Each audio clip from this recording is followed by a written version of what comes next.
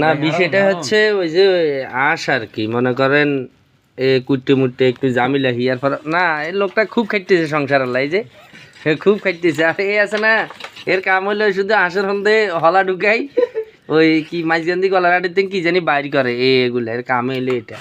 আর এই যে এই রুটি এলে বাবুর্চি, মানে যে আমাদের হোটেলের কারিগর ছিল, এর কাম হলো রুটি বানানি না। আবার এ আলু আমি কুটছি, মনে করেন এ মশলা পেস্ট আমি করছি। এই যে আছে না সর্বোচ্চ বেকার, আপনার যদি কোনো কাজ থাকে একটু জানাইন, এই লোকটারে একটু কাজে খাড়াইতে, বুঝছেন? এই যে ক্ষমা চাইছে, অসুবিধা। আর বেকার থাকতো না, হেতারাতে আঁশ ধোয়ামো যে এই কুড়ির হরে এগুলা হেতারাতে দোবাই দেয় লোক মালানা, বুঝছেন নি? তো বিষয়টা হচ্ছে ধরেন হাঁস পাটি আর কি, ধরেন ফাতিল আছে এখনো আগুন জ্বালি না, হ্যাঁ, কারণ এখনো হাতের কার্যক্রম চলতেছে, যে কুড়ে চলতেছে, এই ইয়ে করতেছে, রুটি করতেছে।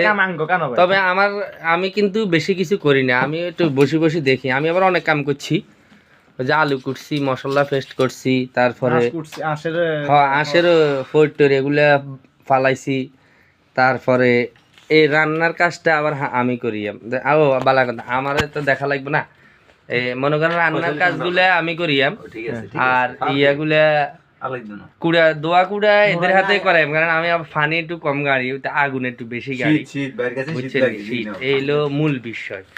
এই রুটি ছোট ছোট করে ইয়ে লইন, মিনিমাম আমরা 5 জন 50 পিস লইব না, 5 জন 50 পিস লইব, গোস্ত তো 2 কেজি হইব এই হিসাবে। আচ্ছা, তো ঠিক আছে, কথা এই পর্যন্ত। ব্লগ ভিডিও রান্নার ভিডিও পরে আসতেছে, এখন দোয়া কুড়েরটা দিলাম আর কি।